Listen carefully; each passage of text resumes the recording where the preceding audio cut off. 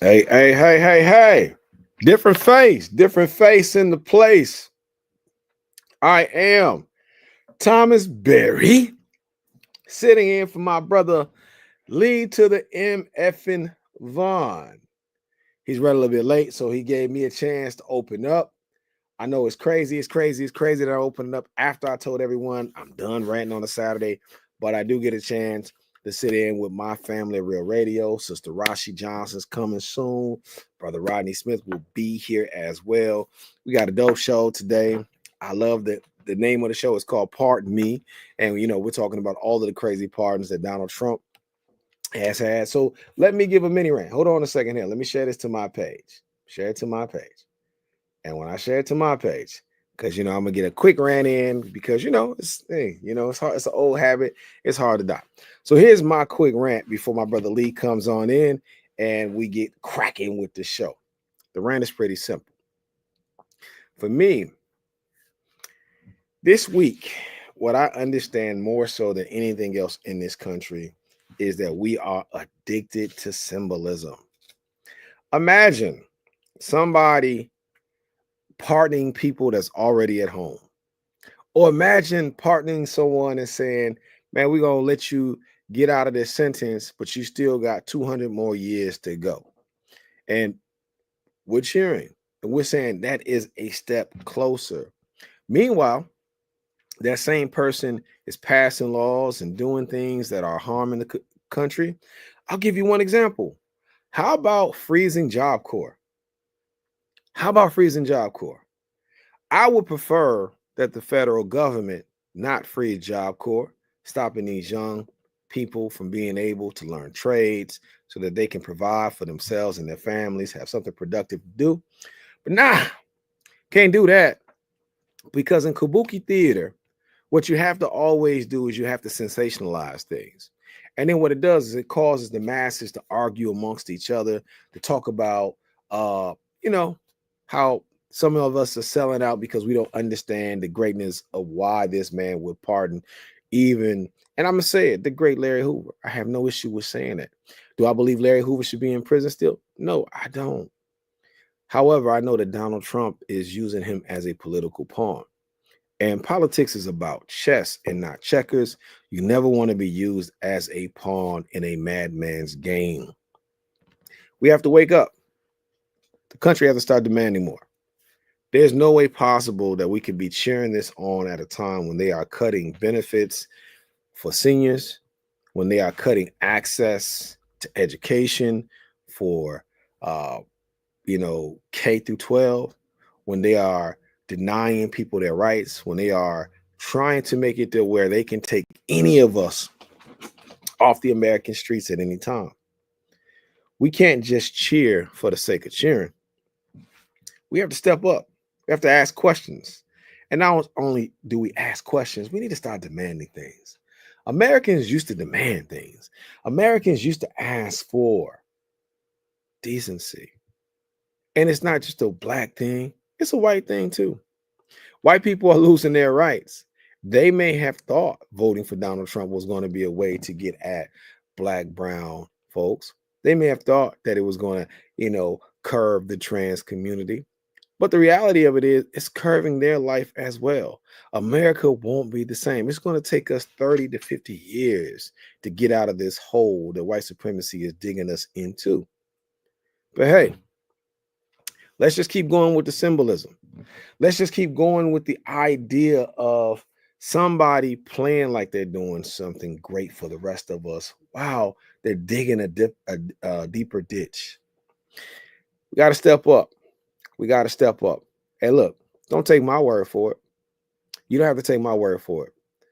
If you talk to people who have been in federal prison and talk to people who've been in state prison, Larry Hoover's better served inside of a federal prison at his age.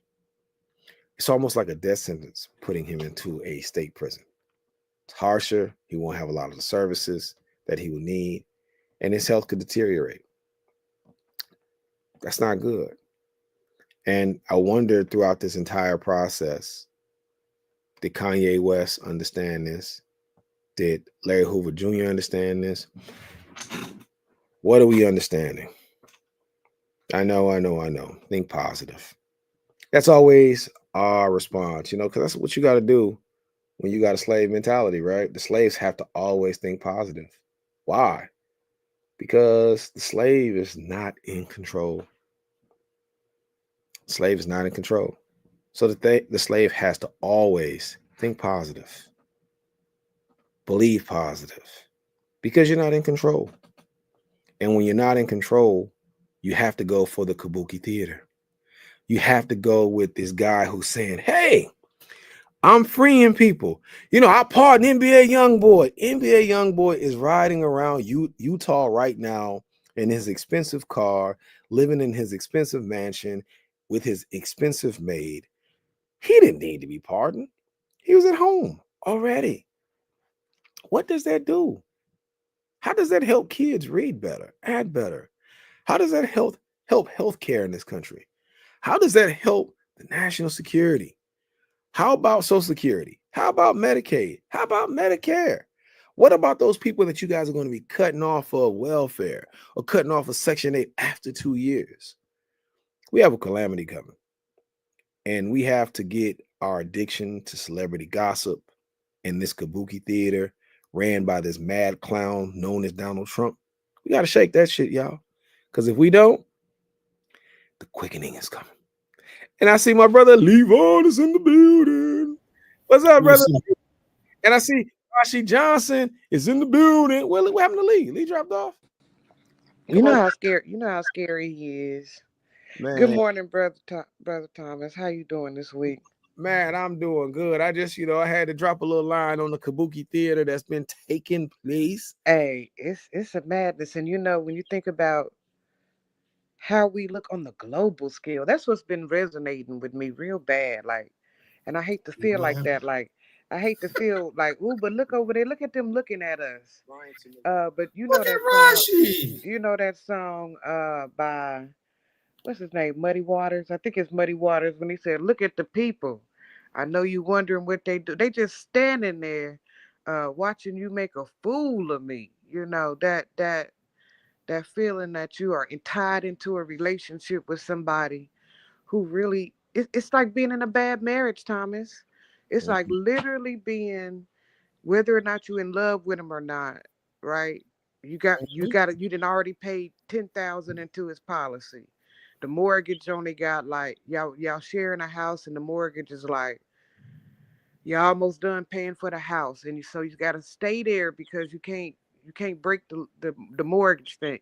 It is the most confusing relationship we have with our president. We have with all of our leadership for real right now. So it when you start talking about a kabuki theater, that's how I felt in my first marriage. Like it was always weird out in public, okay? In the house, it was man, shut up and leave me alone. But in public, it'd be, yeah, that's my king. It was a kabuki theater, and you have to do that when you are um not properly we and us America and our leadership are not equally yoked right now. And Mm, so that's what you have to do. You have to pretend. mm, This is what I hate. America used to be able to pretend like a mug, boy. We was the pretending in this ass. Boy, we used to put on a show that the world would be like, oh shit, we can't pretend no more, Lee. Like our skirt, as the southerners would say, our skirts and drawers are showing, mm. and we But can't what pull our dress down in the back. It's just showing. And so uh it's a real weird relationship to be in right now, where you can't pretend, you can't for real. That kabuki theater you talking about, Thomas, it ain't even good enough of a show to convince even the actors in the show that it's a real show. Even the actors is like, yeah, they didn't even put the damn makeup on right. so what do So you make what do you think has changed that dynamic with us or within us, I should say? why we One can't and pretend no more? Why can't we? I think people have been over here. You can pretend that Disney World is real cool until you actually go to Disney World. say that shit again. When you have to hit pit and pat on that concrete, and it's hot, Yes. and that water smell funk. Yes. That water smell like shit. I don't care what nobody say. That theme park water, it got a smell to it. Mm-hmm. That And food, please have comfortable shoes on because oh you my will be God. walking your ass off. The food is so ridiculous. It's not the Disney World food. You have to go to one of them real restaurants at night if you want to get real good Disney World food. That shit you eating from ride to ride is poison. Poison, Uh, poison, Rashi. okay, tell them, Thomas. I can see where it's That trash. hot dog. You talking about that hot dog? You talking about lips and peckers? You are not the only I'm time you're stuck on the gonna get a cotton candy, my real damn self. meal is if you finna drop more than $100 for one person You're right. in one of them special restaurant with the pretty glass in it. Everything else is in my Latin words that my kids taught me this year. It's basura. Okay, all the rest is basura. All right. So, but then you like, but I'm in the most wonderful place in the world, On Earth. on earth, right? Right. That's where Right. everybody, when they win the Super Bowl, where they want to go. I want to go to Disney World. I'm about to go When to Disney World. when a father want to make his kids feel like even though he left the family, he's still a good guy. Where he take them? See, didn't we just talk about this morning? Okay, I'm Thomas sorry. Bear. Where do the guilty parent take kids when they still want to be hero? Go see their No. grandma. Wait, hold on a second. Wait a minute. Come on, you done You you done know took where it there. you You done know where they take them. You you know done where they took take them. you listen. Disney World is an American. I think the facade is broken because as Americans, if we're being if we're being honest, uh wow, this is going okay. People be having me do all kinds of stuff, and I'm like, yeah, I don't see how I'm moving in the world, but it's okay. I'll deal with that later. No, it's really it's weird on how people can see you progressing, and you know that they're trying to stifle your progress by putting more hurdles. They can see you moving, they will help you move, but they'll find something else for you to do. But anyway, with that being For said, them, for them, it right? does not profit you at all in the way you're moving.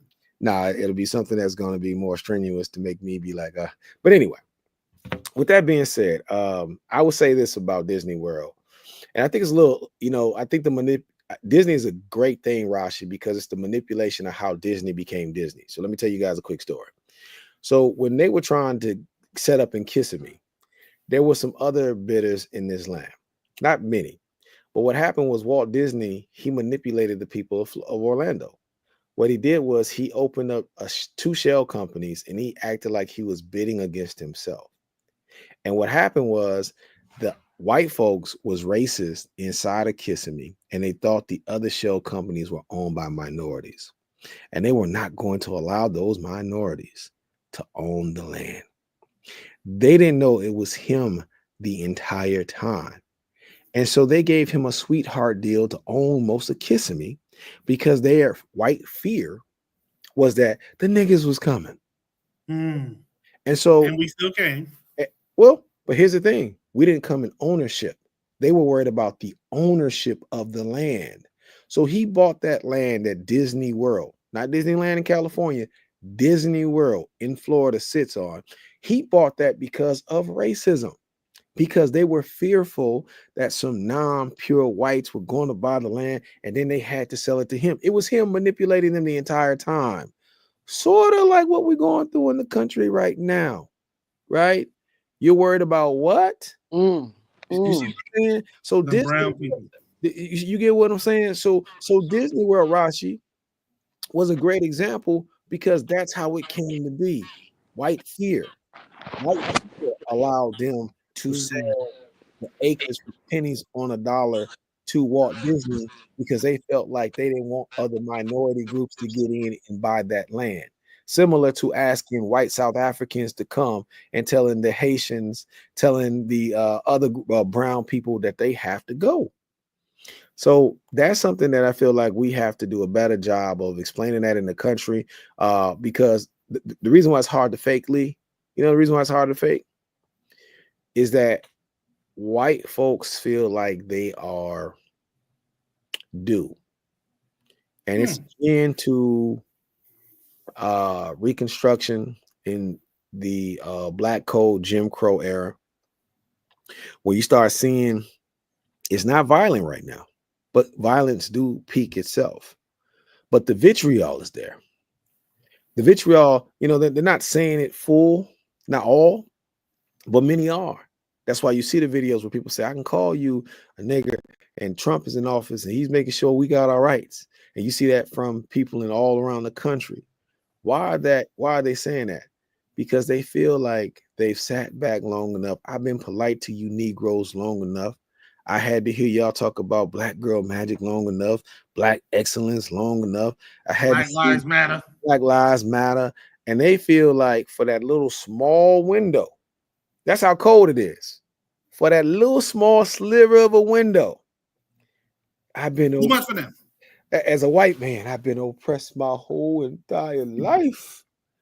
You made me act dignant to these Negroes and these immigrants. I hate them so much, but they're so cheap when they're doing my labor. I could pay them overtime and sandwiches and then threaten to deport them if they open their mouths. Right? Did you say overtime and Coronas or sandwiches? I'm not sure. So they serving sandwiches, my friend. But more than that. Either or. But they whenever they get bored, Brother Thomas, this is the part I hate. Who they losing to? Why they get so vicious? Why they get so why do they get to where they'll put the mama in Venezuela and the daddy in El Salvador and had a baby dangling in the foster care system? When did we get that? Like, I remember, shut up, nigger. Like, I remember that. That is America. But when did America, well, yeah, back in the day when they sent one mama to Virginia plantation, they sent Henry, the daddy, to a South Carolina plantation, and the baby was wherever they could sell it off to. You're right. This is old school. This is almost back before the Civil War, Thomas. Mm-hmm. And they sent them to those plantations via the railroad that a lot of slaves helped build. Mm. The African slave built the majority of the railroads on the East Coast. The Asian indentured servant came in and built the majority of the railroads on the West Coast. That's why there's so many Asians still on the West Coast, because that's where their roots are. Mm. But yeah, I can dig it. I can definitely dig it. But they get them, because let me tell you, we're not finna. Do you know how much a pomegranate is? You finna pay $17 for a pomegranate. You finna buy. It's finna cost so much to diversify just our food, just the food. We're not talking music or clothing. You all right there, brother? Oh, I'm fine. Early morning, I had to go to my niece's graduation this morning. Yeah, but what you holding your shoulders? Did you give her the diploma? Why you holding your? Nah, just trying to stretch this. Man, listen. He made me mad, Thomas. I don't like surprise illness and men, y'all get on my nerves with that shit. Y'all be in the hospital bed with an eye dangling, talking about, is it blurry in here? Is it just me? Boy, your eye is out. You know what I'm saying? And he talk about and he doing posts in the hospital, and I'm like, what is it? You done finally got a girl too big to carry. She done threw you back out. And then he heart motherfucking palpitations. And then he holding his chest. Don't play, Lee. It's just too much stochasticity out here in the world for you to be grabbing your chest and in the hospital. It's just too much. I'm all right, sis. I'm all right. If I wasn't all right, I wouldn't be here today. But there's no way I would miss it if I couldn't. I got to circle back and get back to the family. But as I told my sister and my brother-in-law, I had to come out and do this first, and then I'll circle back and get with them. My brother cursed me out, too, because he was like, "You doing too much." I said, no, I am going to not do what I would normally do in a situation like this. So I'm in Virginia, Northern Virginia. That's where my niece and my sister and brother-in-law live.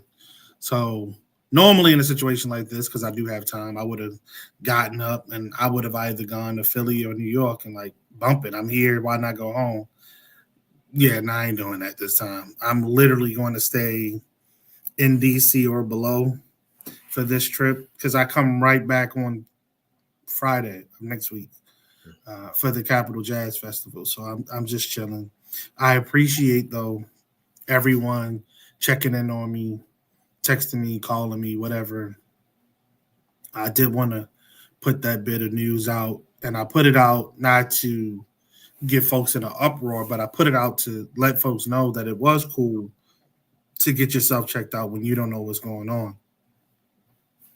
And the story is, and the story goes, I just so happened to wake up Wednesday morning, and I could really, literally feel my heartbeat, like for real. And I looked at my chest, and I was seeing that mug beat. I was like, "What the hell is this shit?" So I got myself together, got to work. But that was it. You wasn't short of breath. You wasn't dizzy. No, You wasn't, no, none of that. Just No you was tingling. like you had got high, and you could feel the blood Right. coursing through your Right. Okay. Exactly. So I was really sitting in the bed like, am I high? So I was am I high? Wait a minute. Am I dreaming? Am I sleeping? Did I Right. dose me? Both of those things Boy. really went through my mind. I was like, am I high or am I dreaming? Like, all right, no, I'm tripping because I shouldn't be seeing that. I shouldn't be feeling that. But anyhow, I finally realized that it was real. Got myself to work and said, okay, if it happens again, then I'm going to go to the hospital. Well, around lunchtime, it was lighter, but it happened again. And I was like, okay. All right. All right, now this is what I want to ask you. Did you eat anything between the morning and when it was around lunchtime? No, I'm just curious, knowing that you were physically not feeling well. What did you eat? I had oatmeal. Oatmeal. I had oatmeal for my breakfast. Okay. And for my lunch, I don't remember what I had for lunch that day, to be honest with you. But I said, if it happens again by the time I leave, or that's not true. I said, when I leave, because it did happen again, I'm going to the doctor. So I'm about to leave, and it happened again, just like it happened first thing in the morning. I was like, yeah, I'm definitely going to the doctor. But I did also say to myself, yo, bump that. I'm going to go eat before I go because I went to the VA, and that crap takes forever, right? So I get in. Thank God it really wasn't forever this go around. But it took a nice bit of time. And I even told them that I was having the chest issues. I didn't have chest pain, but I was having chest issues. And they put me on the EKG, everything looked fine, whatever.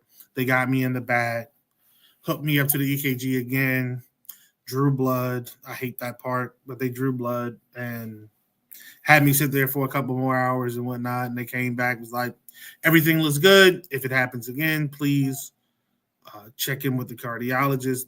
But regardless, you need to check back in with your primary care physician. Your palpitations didn't happen while you were hooked up to the EKG? Yeah, it did. It did? They did the second go around. The first go around, no. But the second go around, yes. I have a virtual with my primary care physician Friday coming, which is a good thing because I'll be on the road driving back up here. So I'm cool. You know, I actually did already ask for an appointment with a cardiologist, and I asked for an appointment to do another sleep study. So I may have to go into the knife again because I'm still a lot stuffy and stuff at night. So, you know, the deviated septum surgery I had last year before last, whatever. The doctor told me at that time, normally most people do it more than once. We'll see. But yeah, this side, the right side is usually stuffy as all giddy up. So I may have to have that happen again. But, all right, well, let me just formally say, fellas, and I know we not going together or nothing, and we not family, blood. But when you all are unwell, y'all, this is a de facto family, Real Radio is, and you have to communicate. I mean, I tried my best. When I had the shingles, y'all saw I was in there laid up. When I had Mr. Corona Man come to visit, I try to be transparent. But we have to, not just as this show, but like in general, allow each other to be. I need to care about you enough to care if you sick, but I can't if you don't tell me you sick. I can't explain that no better. Nah, I understand. We I don't even understand. see we don't see each other enough in real life for us to be also separated in virtual life. The I got you. very least you can do is say, "Yeah, they got me, man. We as the slaves say, we sick, boss. We sick." And so and then that way, I mean, it just allows people to prepare for shows that they have to start. Uh, look, a whole bunch of sads, low singing and flower bringing, if that's what it is about. But it mostly that you know somebody else care whether or not you well or not, and if whether or not you have somebody. Thomas, I think you told me you had a lady friend. There is a black woman on planet Earth, How you fellas. know I want everybody to know that? I just was saying, I didn't know whether or not you had kept her or not, if you had messed that up or not Oh yet. my god. But there's a black woman Yashi will put your on ass on planet blast, Earth. dog. I just need y'all to know whether, I mean, I know I've only met you, I think I've met you twice, Thomas, if that, yeah, twice. There is a black woman on planet Earth who cares whether or not you all are well and alive and mentally stable. And I'm right here. And while I can't do much about it, okay, it's not like I can drop a hat. Well, I can now. School is out, but I can't do much about it. I still actually care enough to want to know, to be invested in your health. So hear that. I mean, I don't know what that means to you, but there is a strange black woman in the middle of Kansas City who cares whether or not you three brothers are well. West side. Okay? West side is Kansas City. Well, Rashi, I do want to. East side, baby. Don't play with me. I Uh, don't play with them crack. I mean, those blessed white people of God. hey, Rashi, I do want to say though, I rap with Lee. He did SOS. He called, asked what's going on with him. He told me, and before and I say it's tough as men in this society, and this is when brothers are speaking that piece about not being able to show that vulnerability. It's a tough thing to do because you don't necessarily know, like we always hear about the strong black woman, like that quote where sisters are tired of hearing that, and then seeing how they're treated medically. But it's also the same thing with black men. Black men are almost seen as if they have this superhero strength where they got a high pain tolerance, where they're supposed to be able to withstand anything and not be able to share. So I'm glad my brother's good. And I agree with you. That conversation has to be something that we can reach out, be vulnerable, and say that. And not just with us, inside here. What Marlon said, it's ingrained in men to be tough and suck it up. And that's true, man. I was married to a nurse, and I tell you, man, it used to be tough sometimes having that conversation about not feeling well. Because I'll give you a good example real quick, and then we can hop into our topics. I had a situation once where I had strep throat and I had the flu at the same time. My brother couldn't breathe, and I was sicker than a dog. And I laid on the couch maybe for like 36 hours, not feeling well. Couldn't breathe, wasn't good. And she's a registered nurse. And I literally got on the phone and I called my brother Travis Sankofa. And I said, I need somebody to come take me because she wasn't taking me serious. I need somebody Wow. to come take me Wow. to the emergency room. And Oh, stop. Pause. yeah, You were on the couch for over a day and she did not take you seriously. if I'm lying, I'm flying. Wow. And so I took off work the Wow. whole nine. And my brother, if he was here, he'd tell you. I called. So Thomas, Rashi, before you get in, can we have this exchange real quick? Just a I little wasn't bit even getting in. Dang. before you get in, Rashi. One of the things that unfortunately hearing more often are stories like that you just told. And it makes me ask the question, in all honesty, have we come to a point where some women don't care about men? but they just don't care. They don't pay attention to us. They take us for granted or playing the fool or a joke. And so much so that it literally is dang near fatal in cases like the one you just provided. It could have been. Could have. I think, yeah. That's why I said dang near fatal in cases like the one you provided. I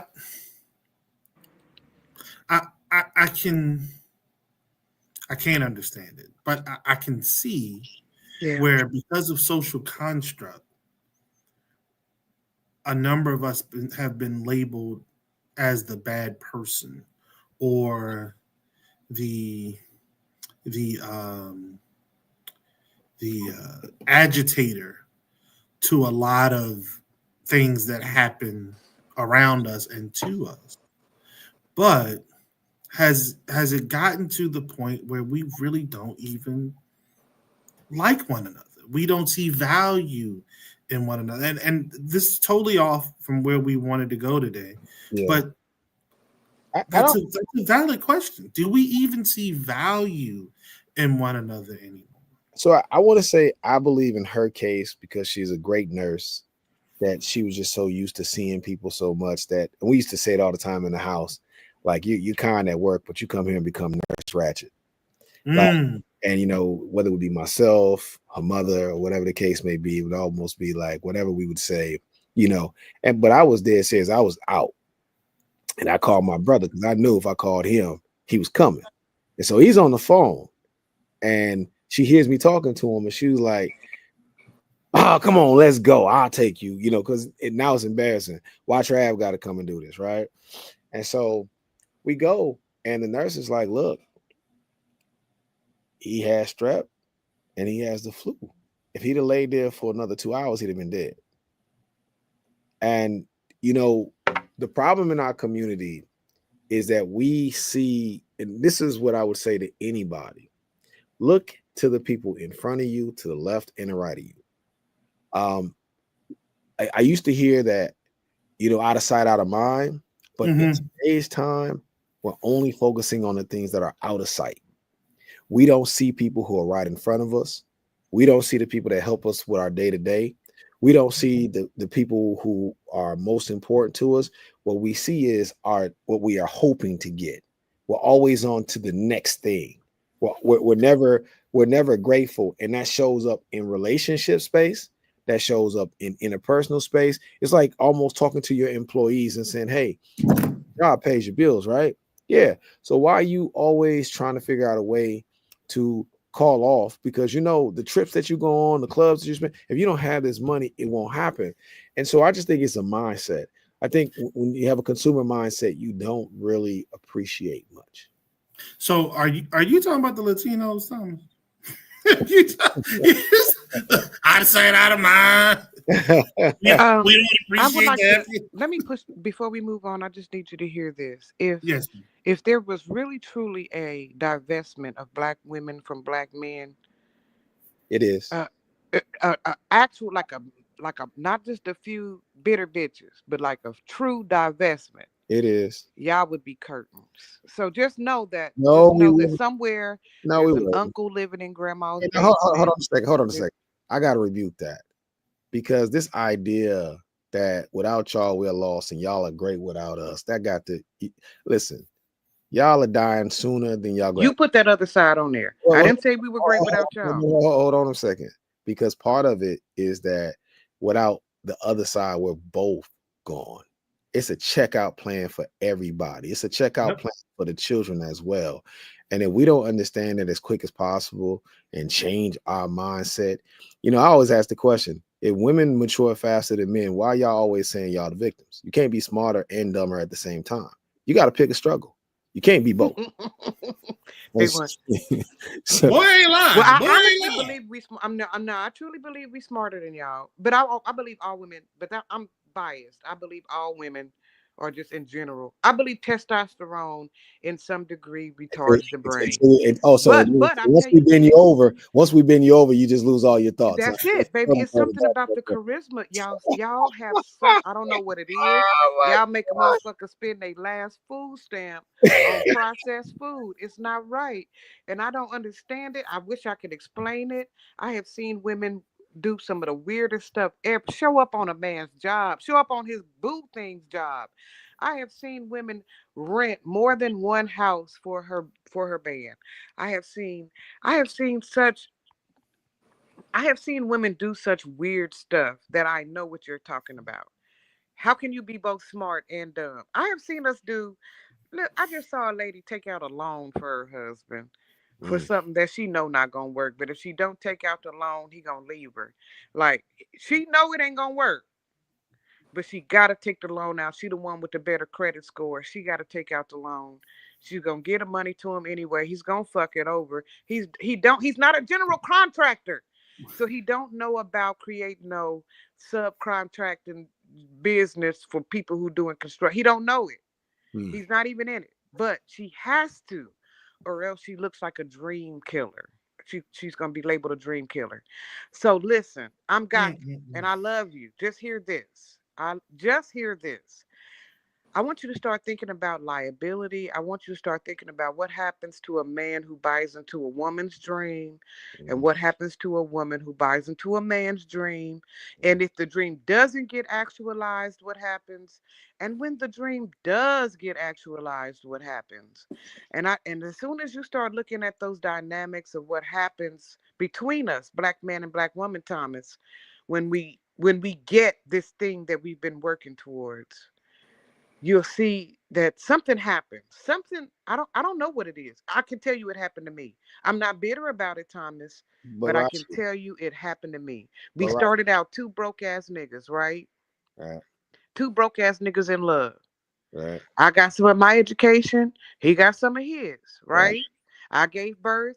He unfortunately cannot give birth. Mm-hmm. He was able to go further in his college and get his degree. I had to hold back and get my degree when I could, but I did graduate from college, yes. Yeah. I got a job. He got a job. He's an engineer. I'm just a teacher. Mm-hmm. Can you hear the difference? He's a power engineer. I'm just a some we both spent time educating ourselves on the mission though. So something happens, and if you can't admit that something happens, we just have to talk Well, no, some no, other time off air. no, no, because Something happens. that's it. That's so Rashi. We just had Bezos divorce his wife. You had Gates. These wealthy white folks have the same issues as poor black folks got as well. That relationships are not guaranteed for forever, no matter how much we say that they should be. True that. That's one thing. And we have to stop acting like when it goes bad for black folks, it's a broad brush that this is how black dynamics go. The other thing too is that somebody diverted from the mission. What was the mission? What was the plan? Because if you got a mission and a goal, and that's what me and the brothers have been talking about, is having this dynamic of a mission and a plan and a goal where everybody's working together. Should be no big eyes and no little U's, but that does happen. That situation does happen. But what I would say more than anything, because I saw Brother Rodney's comment about sisters see us as a liability. And what I would say is those folks who see black men as liabilities have not learned how to work as a tandem. And black men who see black women as a liability, I agree. how to work as a tandem. So I you agree. have to stop throwing your shortcomings on the opposite sex when the reality of it is if you're working together and it's a mission, you may arrive at the target differently, but it's all about getting your goal. And I feel like if we focused on that and the positives more than we do the short, because that's what America sells us. They sell us on negativity because it's a great way for you to buy more. If they sold you on positivity, then you would stay pat and grow what you have and would consume less. So they can't sell you on healthy relationships. They can't sell you on healthy food. They can't sell you on drinking water versus soda, because when you drink soda, you just get more thirsty, so you can buy more soda, right? It's a great way to consume. Mm. So we have to understand the trappings of it all. And more importantly, in this particular economy, we see everything going on. We need each other so much now that the only liabilities that we got is that we got to stop lusting for what we don't see and start appreciating and accepting what we do have. Mm. Mm. Well, I have you know that this week has been very interesting for me, fellas. Um, I had got called to the carpet twice this year for grades that I put in that people decided not to accept. I'm about to be pulled into the principal's office on Monday and How that work? be forced to change grades for an individual. It works. Oh, did they do the work? No, they did not do the work. So But how that does that? um How do they challenge the grading if they did not do the work? so how it works is this gentleman got ran over. This is a little boy got hit by a car. Mm, So he spent a considerable proportion of his school year, in fact, all of it minus a month at home. It was our job as a district to accommodate him, and what they gave him was a virtual teacher. okay, That virtual teacher was supposed to check in with me to see what not just me, but the whole team of his grade to see what he should be doing at this grade level. hmm, She should have been harvesting assignments from us on paper and then redirecting him to assignments online. He never did any. He didn't. He did very few of those assignments, and so we gave him the grade from what we saw in the system. correct. And then so now, but he's a good dude. So now his mother is ready to transfer him into the next. He's sixth grade going to seventh grade. But he doesn't have any scores for this. He has a month worth of scores for the sixth grade, and so they're telling him no because it's a decent school. And now my principal wants me to come in on Monday and fix it so that he can get into the proper school. The young scholar is it. You say he's a good dude, but the young scholar. Yeah. Two things. First off, is he rehabbing and recovering? Okay, let's start off with that. Yes and no. What they did is they ran. It was a man who ran over him while he was playing on his bike in the street. The bike was folded in half. He was significantly hit. Woo. The front wheel was in the middle of the bike, folded Mm, backwards. Mm, Okay. And he is wheelchair bound. mm. They did the surgery on him. They put a pin. They put a series of pins in his leg to reconstruct the bone. Apparently, because he's black and urban, they didn't do a good enough job.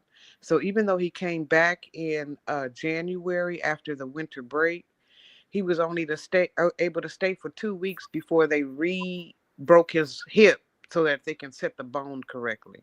mm. This gentleman is wheelchair bound, and I'm on But the third will he floor. be able to walk eventually? I'm assuming he'll be able to walk. He should Okay. be able to walk. He's Okay. he's he's 11. 11-year-old people can get their whole leg taken off and still walk. I don't know how. I mean, it's something. Youth is its own thing, right? That ain't true, but I get what you said. But okay, so now I've been told that the gentleman needs to go into a decent school next year because he's got a decent brain. I'm not gonna hold you. His brain is intact. Like his Okay. processing speed is good enough to where he should be in the seventh grade next year. Mm. Okay. That's what's up. However, he did maybe 2 or 3 months worth of work. Legitimately, he's hopped up on hydrocodone, Mm. right? We're Right. asking a gentleman who's had major reconstructive bone surgery to be coherent. It's a good chance he's high, right, Thomas? Yeah. I'm his homeroom teacher, meaning I see him twice a day. I'm his second mother, right? I'm third mother, right? So I went and I told first mother, what you want me to do? Second mother was the teacher who signed up to teach him at home. I asked her, Oh, what, okay. come I on, thought what you you were talking want? about something else. That went a totally different way in my head. No, this is the people who are there who care for him, who want him to learn. I call Right. us his mothers. I got you. I got you. All three of his mothers But remember, I put live in some kind of Atlanta, so work in when you front of said him. I put work. His actual mother did work with him. I'm his second mother. I put work in front of him. The other teacher who's supposed to go to his house put work in front of him. I never received that work, so I gave him an F. The other teacher, I'm assuming, gave him an F. And now my principal said he can't go to the 7th grade like he's supposed to because y'all keep giving him F's. Y'all need to come in on Monday and fix this. Mm. I don't exactly know what to do because you know Johnson. You know who I am, right? If it didn't happen, you know how frustrated I get if you just said, I'm going to call in and do the show and you don't call in. I'll be the who ride it down on your job. To my, what kind of game is you playing? Mm-hmm. Right? Yeah. Y'all have both criticized me for the yes, that's no. All of y'all.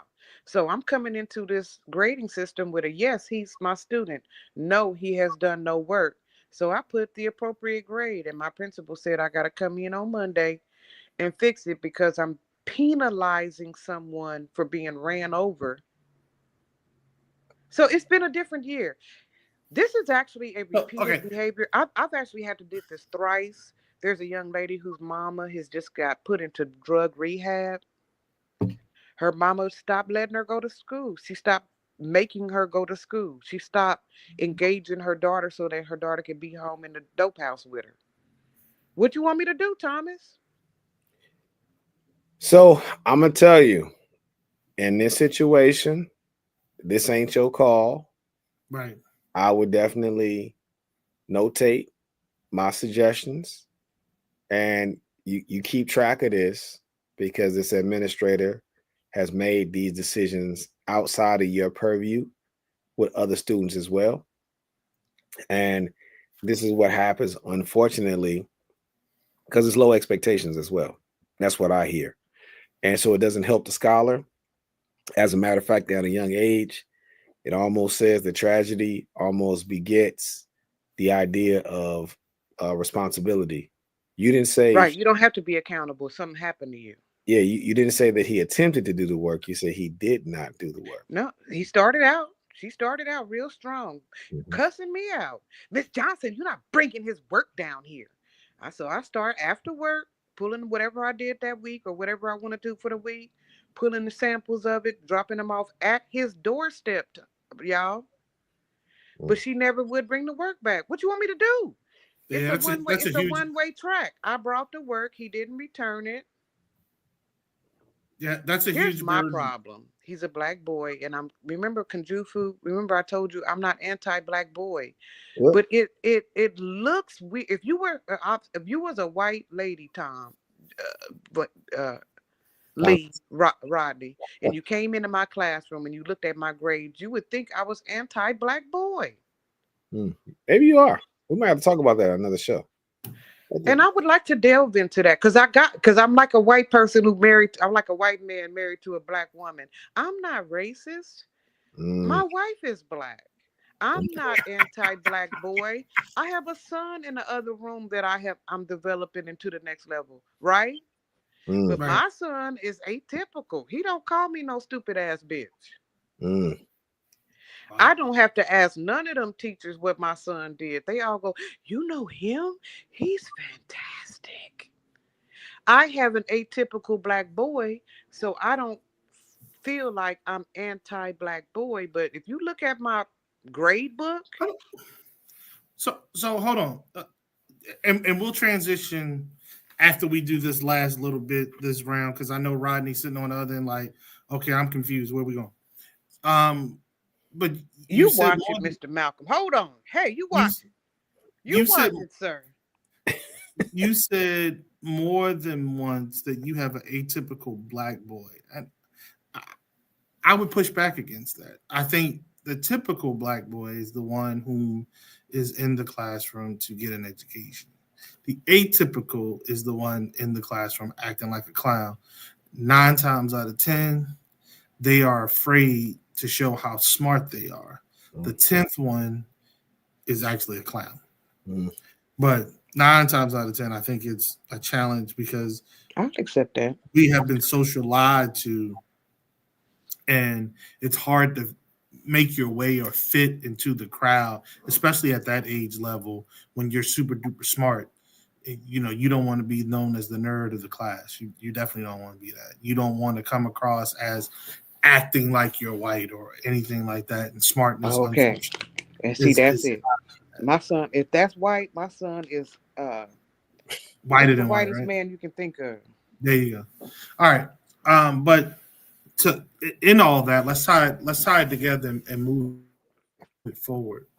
So we were talking about at the very end here the lack of accountability, pretty much, when you don't have to face the consequences for your actions. And the title of today's show is "Pardon Me" because uh, the president has handed out pardons, federal pardons, like candy this week. Now, the first one, I must admit, I was extremely excited to hear because Todd Chrisley and Julie Chrisley are coming home. And I know Todd is upset because he was probably having the time of his life in prison with all those men's, but he has to go back home to his wife You leave now, that and it poor is little what it Christian is. white man alone. Leave that southern I'm white just man. saying. Now we all know Todd is a little, let's say, Leave that man alone now. wiggy waggity. You know what I'm saying? Like he's a little. He's like an Italian mechanic. Can You you know what I'm remind us saying? why the All those Chrisleys was in jail? Can you tell? Do you remember why they were got incarcerated in the tax first place? evasion. Tax evasion. That's why he was able to get him out because it was a federal crime. So they were in federal prison for tax evasion.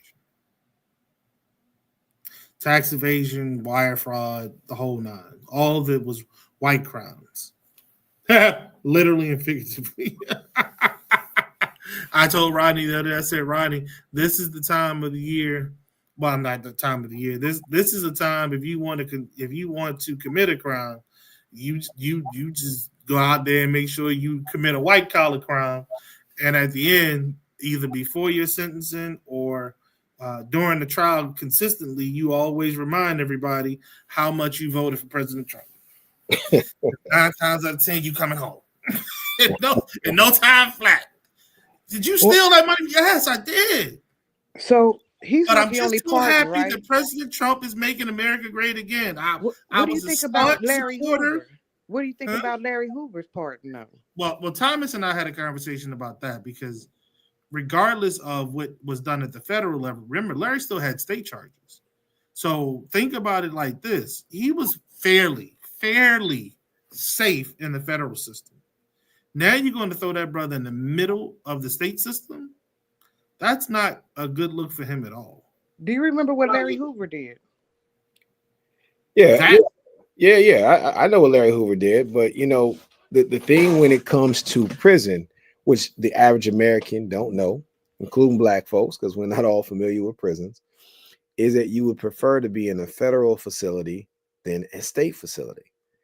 A state facility is a lot more harsher time. They don't have the medical treatments that they have at the feds. He was in a max security with a lot of people, pretty much, uh, what they would call easy time for the most part compared to the state. Donald Trump did not do any favors this week. I think that he just garnered a lot of attention by the masses. And I agree with Marlon. Those pardons are distractions from other scams that are going on. Larry Hoover got 200 years of state time. Like, honestly, at his age, if he's not getting out, if the state of Illinois is not going to allow him or reduce his time, he would have been better serving the rest of his federal time if he has to spend the rest of his life in jail. Can you clarify for me, brother Thomas? What exactly did Mr. Hoover do? So Mr. Hoover was charged with murder. When they charge you on RICO charges, you also get charged for the crimes that other people inside of your gang or street organization do. So he was charged with a litany of crimes. Some of them he had no participation in, and that's why the RICO charges, we need to be doing away with them. We see it even in the Diddy case. This is a great way for white folks to overly charge black men in the country. It was initially charges that were created for the mafia, and we've seen more black men being charged with this Yeah, federal indictment. And so that's what Larry I Hoover. think that's how they got Marcus Garvey, right? Garvey, I think Garvey came before the RICO, but it was something similar as far as the charges. But as Marlon said, the RICO is all encompassing, and it's a tough case. I have a friend of mine, so you can, if you guys are watching, you could look up his case. It's the United States versus Greenlaw.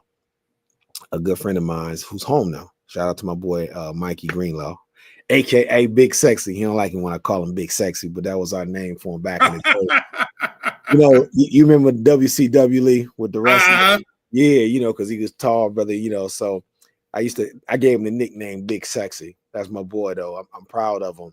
But he was fighting. He got charged with a RICO act.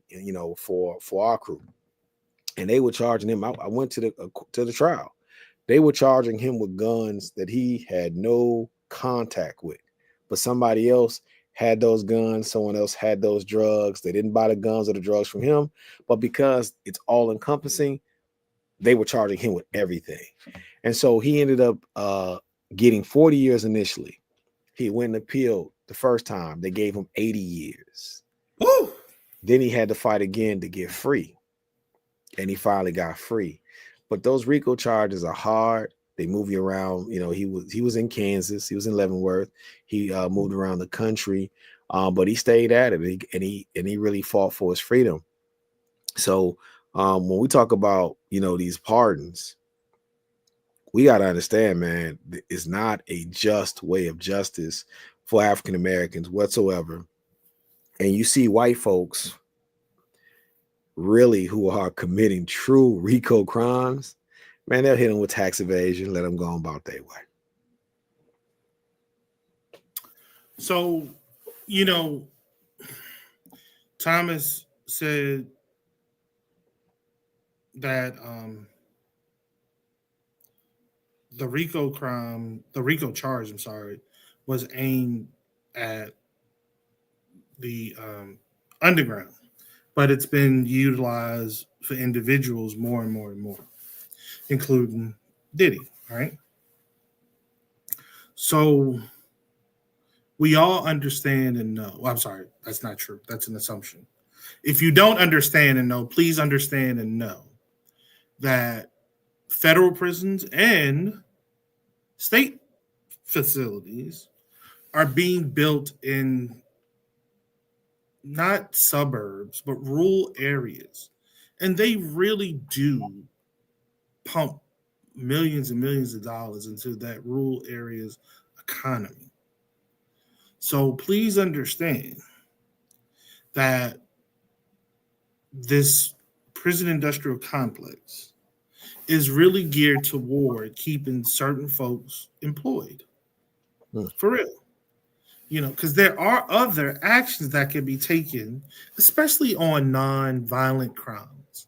Right. People don't always have to go to prison. Prison is not always the answer. Jail is not always the answer. Yeah. There are other things. A lot of folk could be prevented from going down that life period. Yes, Marlon, privatization of prisons, absolutely. A lot of folks can be prevented from going down that line, period, if the education system is better. We talk about food all the time. When folks are malnourished, listen to me, malnourished, they will do different things because their mind is literally not acting right. It's not actually hitting on all cylinders. They do actually have some figuratively screws loose. As we look at the economy, as things get more tight in the economy, more job losses, less job growth, which means less job creation. The undereducation of America. Again, we said this. We've been talking about this. Folk want to bring manufacturing back to America. A lot of Americans are not educated enough to have those manufacturing jobs because the day of somebody standing on the line are coming to an end. There are robots working those lines now. And there'll be more and more of them in the next few coming years. So what's needed in these plants, when these plants come back to America, are folks with either a high school or a college education. They need to be prepared on how to code, on how to do cybersecurity and these types of things because they need to take care of the robots that are actually doing the work. Mm-hmm. But the cold part about the cold part about all of this week is while he, and I'm talking about the Barnum and what we call him, the Barnum and Bailey of presidency, while he's focusing on this, at the same time they freezed all entryway for Job Corps. And so now we're you told me that last night that got me. Yeah, I didn't know. So that happened on either Wednesday or Thursday. So now we're telling young people that they won't have access to trades. And that's not what American people are talking about. And I can't stress anymore. When I say a certain generation is a sociopath generation, I just want to keep in mind we're living off the gains of the I think they would call the unknown generation. They're going to squander the gains of the unknown generation who came before the boomers. And this president, and I'm talking to the white boomers. So I don't want people to think about the idea that I'm talking about black folks who are not in charge. I have to always clarify that because people think I'm just picking on everybody. But we have a president, the last two presidents, if you ask me, they were up there. And we went from Barack Obama to what? You mean, hold on, when you say up there, what do you mean? Up there with respect to years? In age. Yes. Okay. Gotcha. In age. And the country is moving in a different direction. And we can't move in a new direction as long as we got these two things that we keep circling back to. This white fragility and this idea that the future has to be bleak for Americans. The idea that you could get rid of Job Corps and freeze that, and we don't see that as a conversation. I'm not even seeing people talk about it online. People are talking about these pardons. And I just think that's tragic because silent generation. Thank you, Rodney. The silent generation. I think that is tragic because what are we saying about the future? We're constantly kneecapping the future. And another thing in the news, Elon Musk, higher than a kite, consistently in the White House or in Doge making cuts. How is that possible? Why is there no powder? He cutting them pills up. But the outrage should be because this is, remember DEI? See, this goes back to the DEI conversation when Donald Trump said it was black folks who were incompetent. You can't be no more incompetent than high on the job. Matter of fact, they said he was always doing drugs, Rashi, and they were tired of his baby mama issues. Yeah, ketamine. He's a ketamine, but it regulates. He actually was using it to regulate his personality. He's on the spectrum. I don't want you to skip over this because the white man always seemed to get up out of this tongue lashing that we get from black women. They were tired of his baby mama issues with all those goddamn kids. We ain't talking about that. 15. Wait, how many? 14, 15?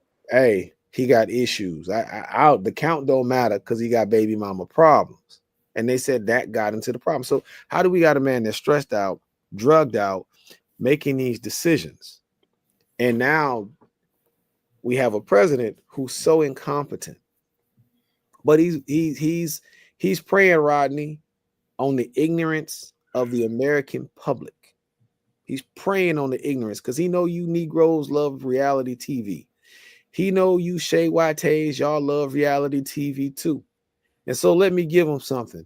I am going to release this guy and his wife, reality TV stars. Kanye done been here begging for Larry Hoover. Okay, I'll do that. Y'all like NBA young boy? Sound too much like Kodak Black. Okay, I'll do that too. Meanwhile, it's a bill that's going through the Senate. In this bill, if it's signed, midterms may not happen. Come on. That's not a conversation that Americans are having. That should be the de facto conversation that we're having. Because if you take the Job Corps situation and you take that bill and you add that together, you can kiss this country goodbye. You don't have training. a workforce That's that's right. trained, and then you don't have laws that the judges can enforce. And then we got this volley with these MAGA judges, and then these judges that really care about the country. Anytime a judge rules something responsibly, we got these stupid ass MAGA judges who are flipping the script. Reverse it. Every time it's like Uno reverse consistently.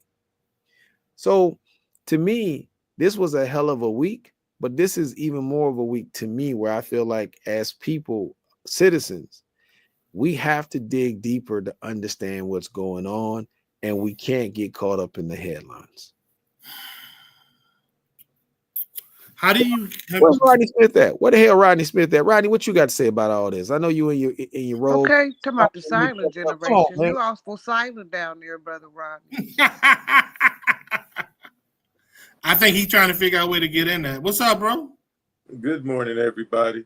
This was a tough morning this morning trying to get on here. I was listening to the conversation, and I mean, well, I'll just be blunt about it. When people harm black people, I don't care who you are. If you go to jail, you go to jail. Period. If you kidnap, kill black people, you harm black people, and you need to get that time. And I have no problem with that. I'm not one of the people who was a part of the Free Larry Hoover movement. I think that what 45 did was a great chess move for him, because when black people call him racist and a white supremacist, of which he is both, well, maybe not even himself, but his followers will say, well, no, he's not racist. Look, he just pardoned Larry Hoover. And he was a stone cold gangster. He just pardoned P. Diddy, the rapper that you all love. How can you say he's racist when look at all of these pardons he gave to your people? So that's what I think it's all about. I think we need to keep it there and stop allowing them to use it. Some black people I know have already been talking to me about, wow, at least he pardoned Larry Hoover. Biden didn't do it. Obama didn't do it. So he's building another wedge between us by partnering someone who has harmed us. He is not my hero. He's not my hero. He's not my leader. He is a criminal who harmed people who look like me. I don't believe in the whole 1 hour a day and all of that craziness. But when it comes down to the basics of it, he was a criminal against black people, and 45 only pardoned him to divide black people and use it as a rebuttal when we call him what he truly is, a racist, white supremacist, fascist, oligarch. That's what I have to say. Well, I would say, Rodney, both can be true. I think both can be true. And I've learned my lesson about speaking up for or against people when I'm not in certain times. But I know that this justice system says a lot of people do a lot of things. And that's why I brought up my friend, Michael Greenlaw. Because if he didn't fight for himself, he could have got 80 years in prison. As a matter of fact, when he appealed the first time, they said, oh, you didn't like the 40, we'll give you 80. And that's the true thing with black men facing this country. I don't like the idea of using us as pawns. And I don't like the idea of crimes that are committed, but I do feel like we have to be real and say sometimes with this justice system, whether we feel like, this ain't a matter that we need to down the hill or praise Trump as a hero, which I don't. I feel like this is political theater. I also believe that the over-sentencing of Larry Hoover is harsh. Nobody should have 200 years in prison. For those who don't get it, the state of Illinois will be able to collect on those 200 years after Larry Hoover is dead on taxpayers' dollars. So when we talk about conservatism, hold on. I'm sorry. Hold on. I'm sorry. Please. I'm sorry, Brother Barry. Yeah. Because when I'm in learning mode, I sometimes have to interrupt the teacher. Yeah. What you have just explained is that if you are sentenced to more time than you are physically, corporally able to exist within, Mm-hmm. There is a law or entity of justice that gets paid Mm-hmm. whether you are alive and eating and shitting and using the power within the system or not. Yep, they keep collecting that money. But we were just complaining about people over 100 some years old with Social Security, right? So that just shows you how archaic the justice system is. And I don't think Trump is trying to fix the system. So let's be here. So it could be a both and, right? And I think this is one of those both ands. We can't fall for the kabuki theater. And we have to also understand that a lot of these pardons, people are paying millions of dollars to get. It's no different than a $5 million Bitcoin for people to get entryway into the country. So none of this is happening out of the kindness of his heart. What he's or doing, the donations to his Bitcoin that give people direct access to him, not in his official capacity, however, just as an attendee at a dinner. yeah, and Because the president gets time off. Correct. So yeah, so that to me is what we have to learn. But the other side of it too is, and like I said, I'm more so looking at the Job Corps thing, and I'm saying that's big because we're talking about nationwide. We're talking 16 to 21. We're talking about learning trades from painting, the Yeah. carpentry to mechanics, etc. The case things that we actually will need. We keep talking about this AI switch, but it sure looks like to me that people are manipulating Americans out of jobs to usher it in a lot sooner. Doesn't seem like the technology is pushing us. It seems like the assholes are going to make money off of it. Let me ask you, brothers, was the Job Corps? I would have to do my AI. Look, Thomas, I'm gonna have to go to Chat GPT and ask, how significant was the Job Corps to Biden's infrastructure plan? Like the training of people who were going to rebuild the roads, redo this and that. Was there a significant portion of that initiative going to the Job Corps? And so is this strategically just a dismantling of Biden administration gains? Is it, or you understand what I'm trying to say? No, Because if you're going to train the nation, for what I know, there were two ways. If you wanted to travel the world, it was Peace Corps, right, Mr. Rodney?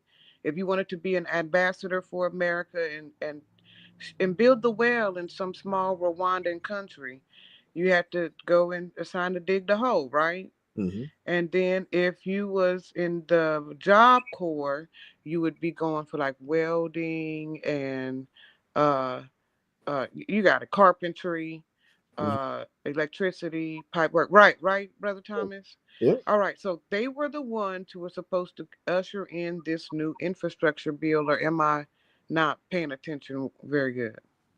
So I think it's a mashup of things, not just Job Corps. I think the trades in general, which we are lacking in the trades currently. It's something that I'm working on in Minneapolis at the NAACP on how to get more Black men in the trades.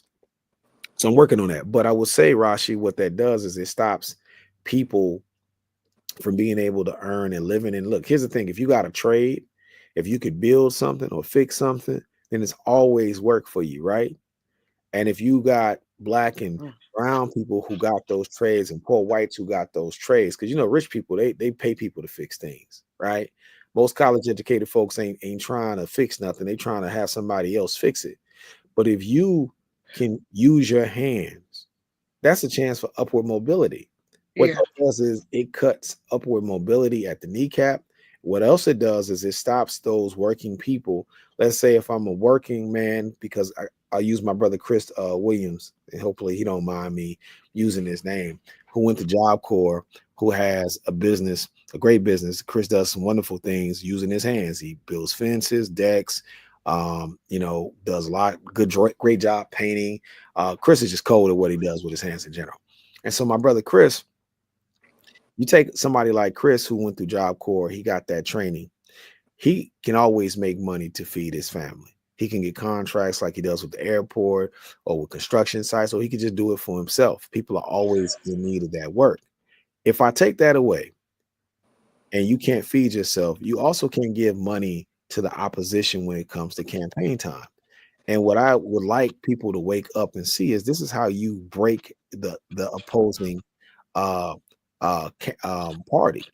because he's going after the people who would probably more than likely vote Democrat. He's impacting education. Notice most Republicans are uneducated. That's why he's going after Harvard and other education institutions, because he wants to break the people who would vote his ass out. And that's something that is not being talked about. These are coordinated attacks. And I just wish Americans would actually understand that there's no accidents in what's happening with this clown. It's a circus for sure, but it's a focus circus. Okay, so let's reach around. If he's going to do this, then how do we combat this? We have to teach our trade, right? But Mr. Rodney, your trade is military science. How do you convey that to an apprentice? Thomas, huh? Hold on, Rashi. I disagree with that. Rodney is an engineer. Rodney is definitely an engineer. See, I didn't know that. I only knew for him to be the dude that knows the things. I know he's the guy who has the secrets. That's all I know. But I didn't know the nature of his trade. Like I only knew him to be a military man who knew the secrets about the things. What teach them in military how to use their hands outside of just dropping bombs. So the bomb dropping portion of the military is actually a very small portion of the military. When you think about the military when it comes to jobs, it's probably the best jobs training program that we have. As a matter of fact, one of the things that I used to do was get the school district here to give us buses so that I could take children to the base so they could get a tour of the various job opportunities that the military provides, along with an education and a paycheck and benefits. Not because I was trying to recruit the children, but I found that was one way to expose children to the various jobs that cities have, because a military base has every job that a city has plus more. And, plus the bullets. Well, yeah, but, here's the thing, though. Only a small percentage of people in the military ever see those bullets, other than when they go to the range and get trained by people like you. Most of the military are actually not frontline warfighters. They play a support role. So we are led to believe, I guess we're all warriors because we can all, we can fight, but most people never see combat. So when people say, well, I'm not going to send my child to service because he may go to war, it's more likely not that he's going, even in a war, it's more likely that he or she will never see any combat. But I want to go back to those trades though, because for my base career field was an aircraft mechanic. The engineering part came later. Now, the reason why I mention that is because there's a 40-year shortage of aircraft mechanics. And we knew there would be a 40-year shortage about 30 years ago. And they pay us pretty good. But Black children, Black people, there were very few in the field. And it's something that you don't need a college degree for. It's one of the things that I've been trying to get our district to establish an academy or a magnet program or something, because if you have that skill, you are going to get a job out the gate making more than most people in America make. So that's what it can be. And I think that's actually more of how we should look at it. But our children need exposure to those types of things, because in the old days, they could see us doing manual labor. Rarely do you see Black people doing manual labor. So if you don't see it, it's hard to be it. Isn't that the saying? See it so you can be it. So a lot of them don't see it. So our children need more exposure to it. And then to your other question about the infrastructure bill, though the Job Corps was not specifically written into the infrastructure bill. It is a source for trained individuals who can work with their hands. And there is a shortage of people in this country who can work with their hands. So it made a very good conduit to bring people in from the Job Corps and some of the other programs out there into those positions, which is actually a good thing. And will that shortage not only increase as we, again, I'm sorry, not we, but as a nation, our policies for the nation is to deport those whom have really specialized in those skills over the last few decades. Those folks whom have come here and have learned those trades as a manner of providing for themselves and their families. We're trying to sweep them out and kick them out of the country yesterday, right, Rodney?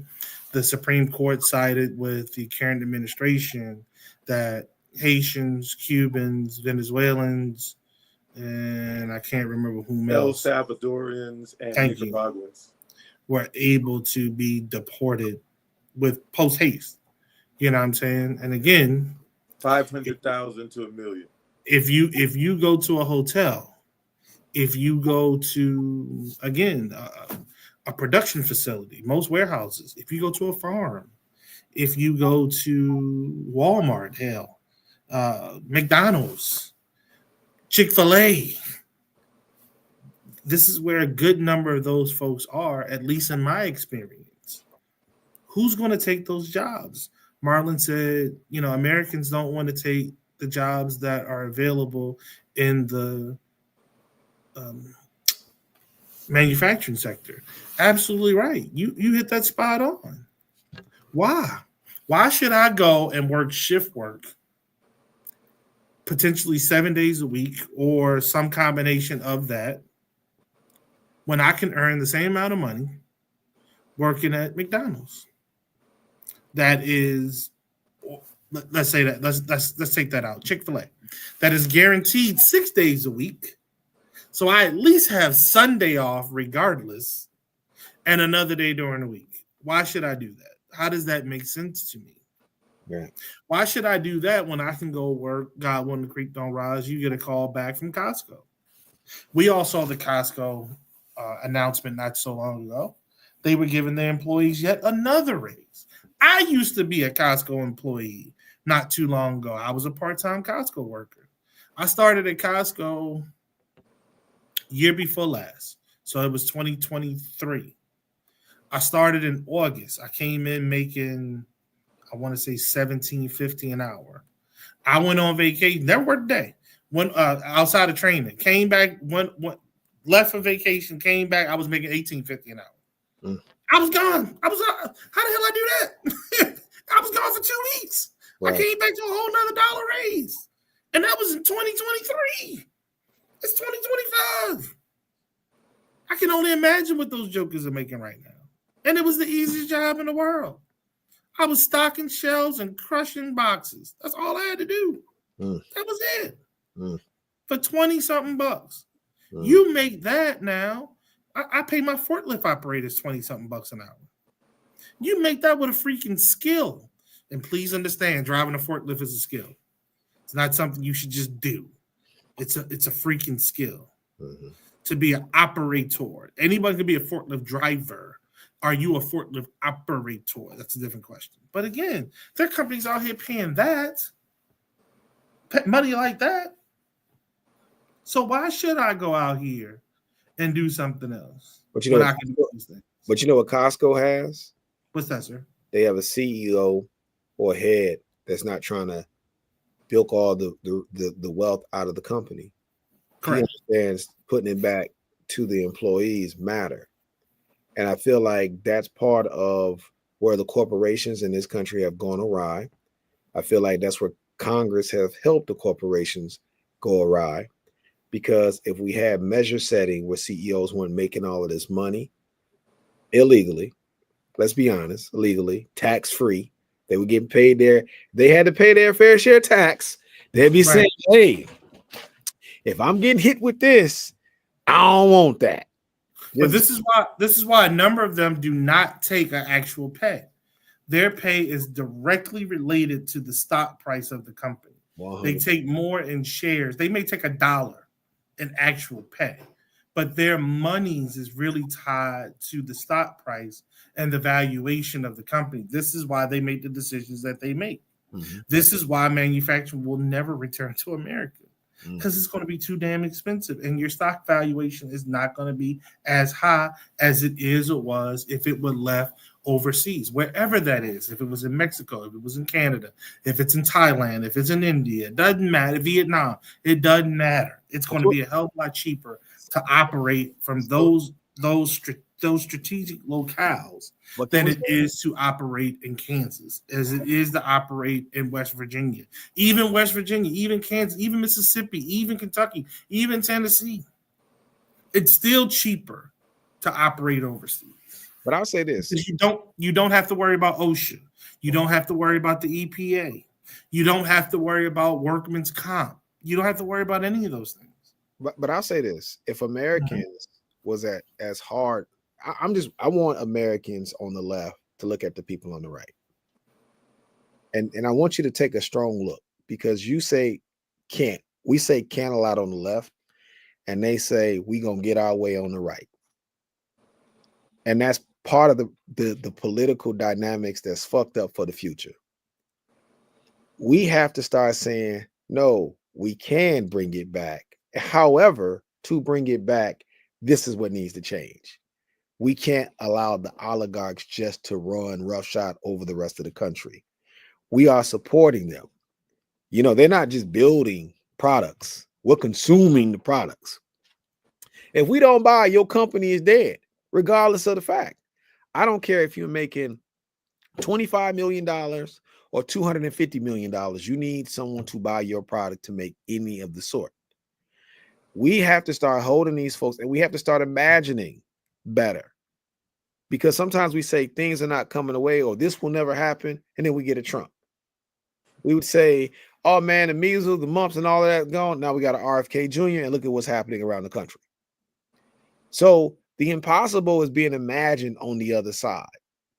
On the supposed left, where's the imagination? And not only just the imagination, where is the work to make the imagination come true?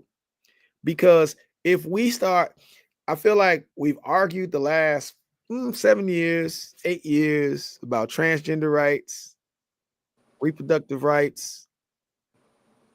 How are we moving anything forward? What are we doing to move things forward? And if we stay in these frivolous conversations, because that's where the right wants to be, then you're going to have forklift drivers making less money when they should be making $30, $35, $40 an hour. I say this all the time. When I was on the other show, don't want to bring them up, but when I was on the other show, on Camo J, a guy called in and he talked about he was from another town and how brothers in Minnesota was lazy. And I said, they're not lazy. What you don't understand, sir, is that they were making what you were making 20, 30, 40 years ago. You weren't making that in your hometown.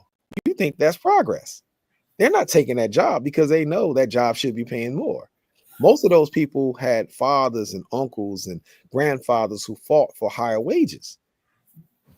When you influx, I worked at a shingle company called GAF. You may have seen their shingles on your house. GAF, man, in the 90s, we were making $30 an hour. That was one of the first jobs I had. I saw how they were treating the black employees my age compared to the Latino employees, right?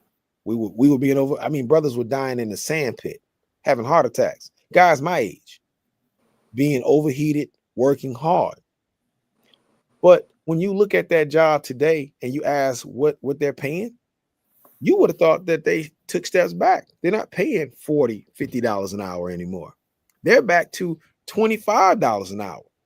Yeah. The job hasn't gotten easier. The labor is still there. People are still dying in that sand pit because you got to dig that sand up to make those shingles. But if you're going to pay people less, I had an uncle who died with cancer from inhaling the chemicals at the plant. You can't pay people less. So I think sometimes in this country, we have not given the American workforce enough props. And it's this rich man jargon. People won't do it because they lazy. People won't do it. No, it don't pay enough. Let's start there. Let's start with pay.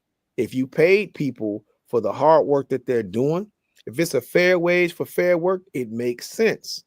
However, the unions, and Brother Rodney, you can speak to this, the unions have kept out a lot of what you're talking about with the schools and young people from getting into the trades because a lot of that is racialized as well. The black children, the Latino children would take those trades and work those jobs. A lot of the unions don't want to see black children or black teens or black young men, Latino young men, Native American. They don't want you in their union.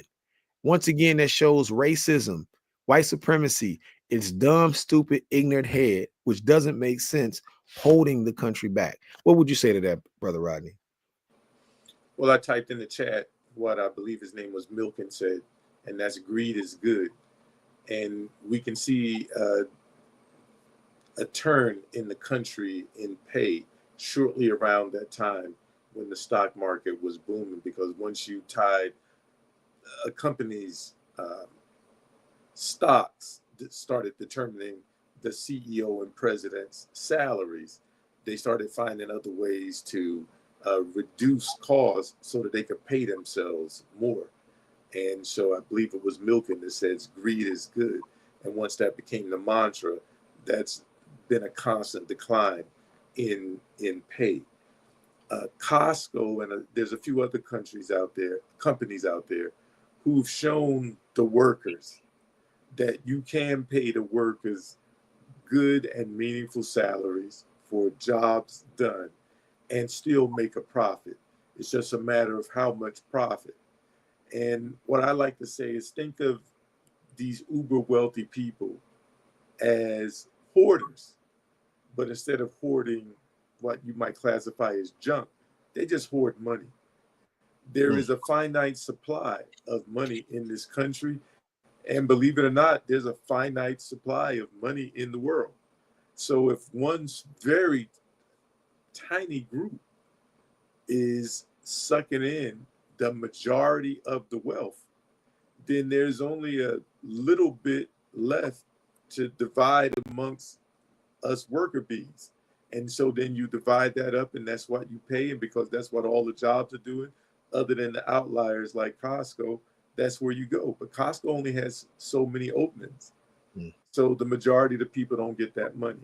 So you said something earlier that harkens back to, the early civil rights days and even pre-modern civil rights days into the 30s and 40s.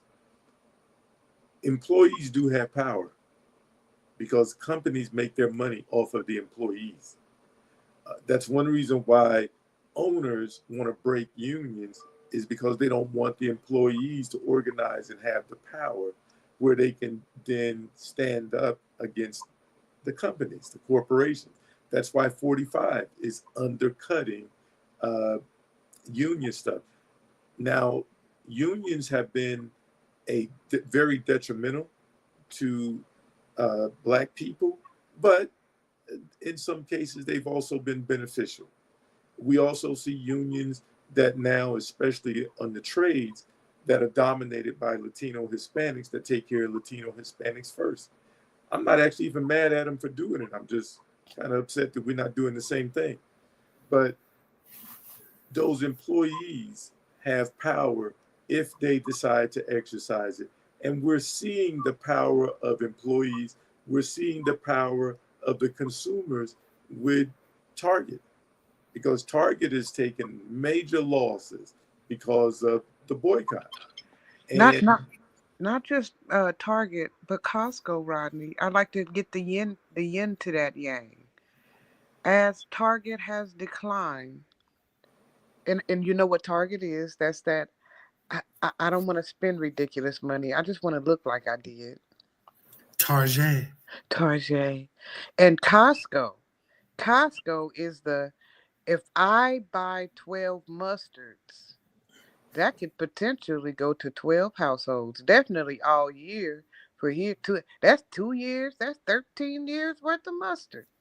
So what has happened is the idea of being fake bougie Mr. Rodney, and being formidable with what you're doing with your money, as in buying in bulk, Lee, it has become a movement. And if you had gotten in on Costco last year, you are actually, it was capable to make millions now. They have fortified and doubled down on their what? Employees. They gave them the money, Brian, Thomas. They upped them into 30s. Costco employees make 30 something dollars an hour. 32.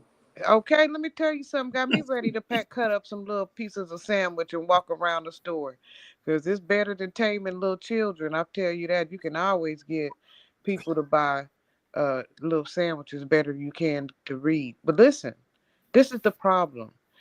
Why aren't we saying collectively, this is why we doing it? It's not because we really mad about being called inferior, or because we've heard it before, Mr. Rodney. Hell, Pepsi Cola didn't want to give us no Pepsi Cola. Coca-Cola didn't care until they had to make this calendar that put black people on it. Coca-Cola had a calendar for millennia, never put one black person on it, not even a little colored child looking up at Santa Claus. And they made them make the black cap. They made them. We made them. Black people save Pepsi though. So why, They did. why, why are we trying to say it's because they calling us black? Let's get real with these people and say, y'all playing with the economy so bad. We not even necessarily banding together because we love our united black identity.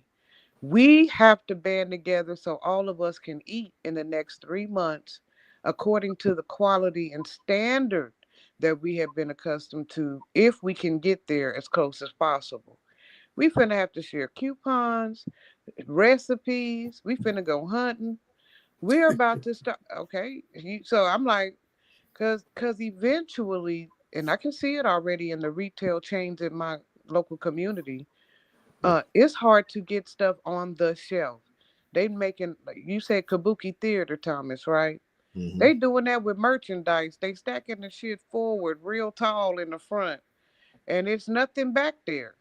It's nothing back in the back of the shelves. Have anybody seen this with me? Is anybody else going to your local grocer and you looking at the merchandise in the stock and going, "Hey, why it's looking so skeet up in here?" Well, I live in the Midwest, and I could tell you in Wisconsin, in Minnesota, in Iowa, Indiana, Illinois, when you cut what he did to the farming budget, that's why it's short. This is how you attack a country. This is a bloodless coup. I don't know how to say it no nicer, but Donald Trump is at war with America. The whole idea, when I sit and watch Abby Phillips, love Abby, beautiful, smart sister, but I'm like, your passive ass don't need to be on TV. We need somebody that's going to be telling it how it is, telling the MAGA dudes to shut the hell up, you lying. And because politeness has to go out the window, because these are what they used to describe the European when they first came out of the Caucasus Mountain was Rudy. They were enlisted in the history book as Rudy, and that's where we get the term rude from. But part of it was their reddish color, and then the other thing was their attitude. They were rude and disrespectful because they didn't know how to act properly with civilized folks, right? And so when you're dealing with rude people, being polite doesn't always help. And I would say this about Target because it's in my backyard. There's a family called the Dayton family who started Target. The Dayton family has been quiet up until this point. They're not happy with what they're seeing the corporation do. I wouldn't be shocked because they are a loaded family. They have a lot of money. Matter of fact, former governor of Minnesota, Mark Dayton, is his family. They have been speaking out against this current CEO. And I would not be shocked if that family still has some juice left to buy their company back. People, you got to understand what Target is. You got to understand even the political climate here in Minnesota. Folks really do despise folks like Donald Trump in this country, even Republicans. True Republicans in Minnesota, when I first moved here, Arnie Carlson, the governor, would despise a person like Donald Trump. They had what they call they would call them compassionate conservatives. They voted Republican, but they believed in charitable and looking out for the least amongst you. They just cared more about family and education than this current conservative crop does. And so we have to look for that, because there is a quiet fight happening behind the scenes. I'm starting to hear all of a sudden Karl Rove. I said, Karl Rove? Who What? drugged that demon out of the cave? But Karl Rove is saying, hey, Trump's an idiot.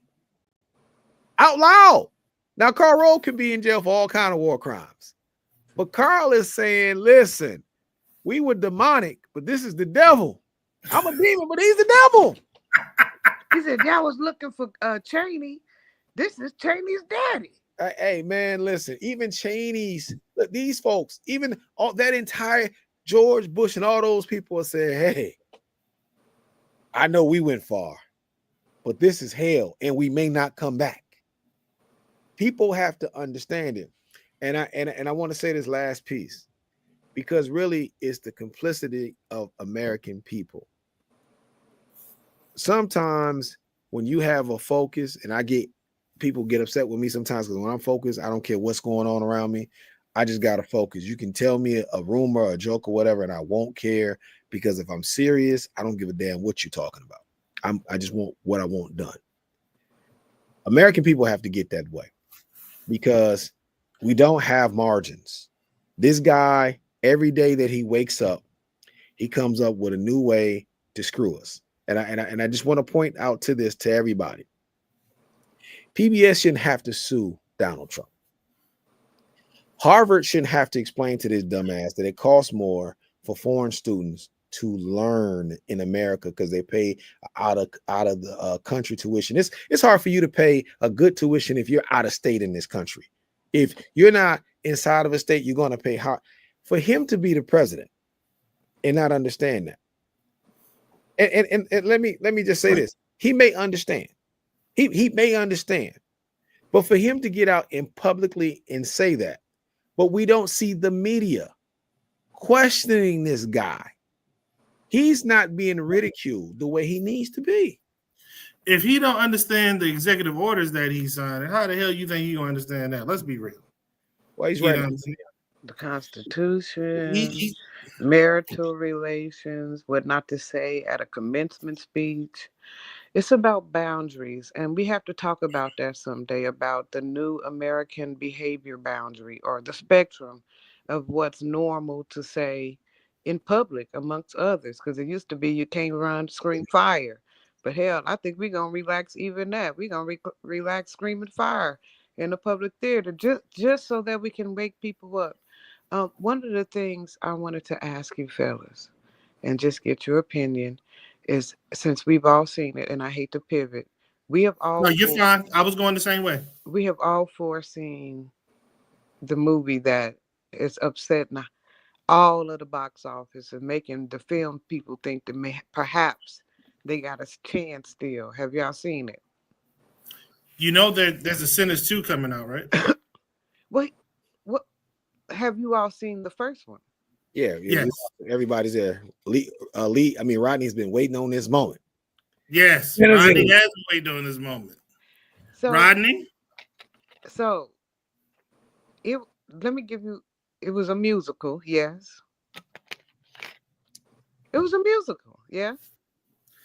It was a document. Okay. It was a historical documentary. It was for people who like the alternative lifestyle. It had to do with the supernatural and things. All right, supernatural. Okay. And it was about, maybe most importantly, black male and female relations and within the Black community. And there was a lot of terminology being used in there.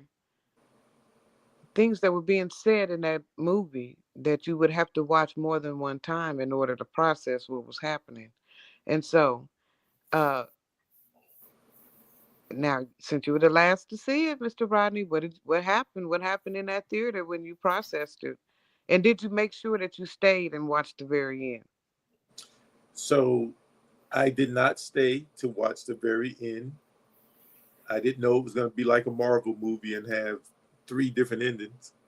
I did stay to watch the second ending, and that's when I determined this is a Marvel, so I can leave. It wasn't until my daughter told me about the third ending and the significance of it.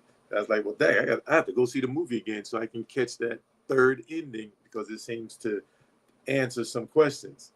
So, but I did enjoy the film. I'm not into horror movies, so for everybody out there was very little horror in this movie.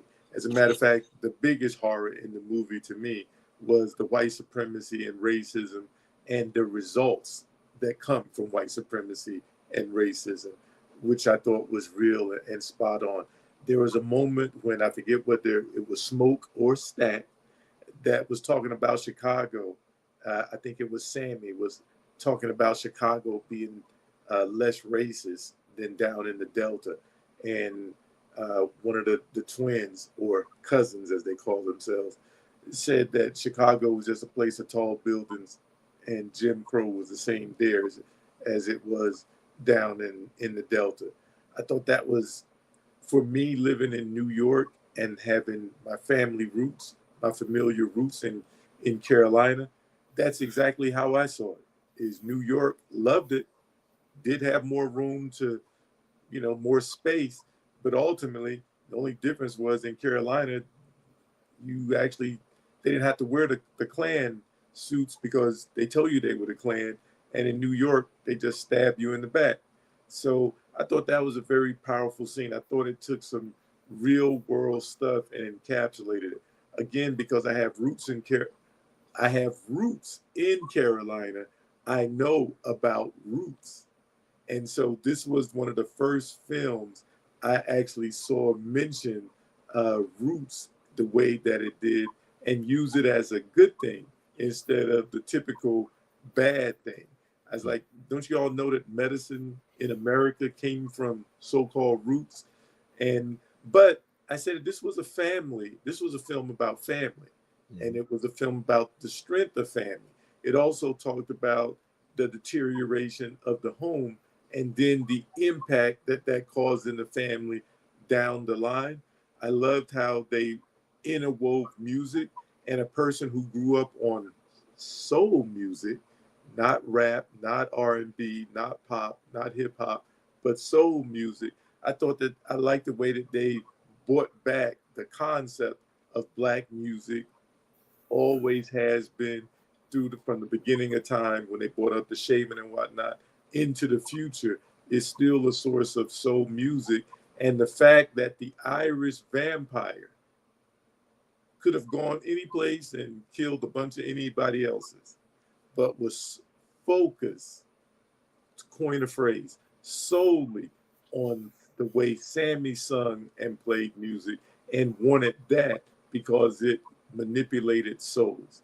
And then I guess one of the other big takeaways was, again, the significance of racism, because when the Native Americans was chasing the Irish guy and he was on fire, burning, obvious something wasn't right with him. That white woman took him in spite of the warnings from the natives. The natives left, and then the screaming started. It's like her prejudice caused her demise. And then you see how the Irish people use their close association in oppression with black people and how they used it against black people to lure them into their side. I thought the way that they wove those things in, and there's so much more, were masterful. I really enjoyed the film. There was very little blood and gore for those of you who were thinking Dusk Till Dawn, though you can see where there was a takeoff from Dusk Till Dawn. But even in Cornbread's character reminded me of Fred Williamson's character. But it was a good movie. There's some funny parts in it.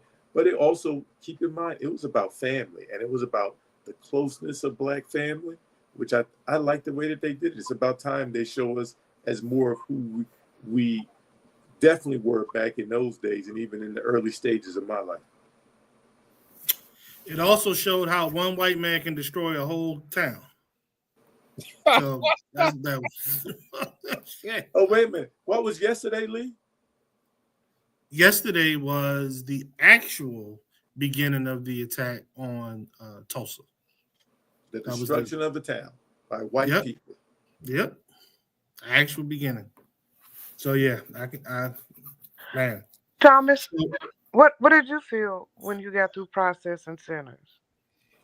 I think Rodney stole my thunder. That was pretty much, we talked about it. I wanted him to see it. I'm glad he saw it.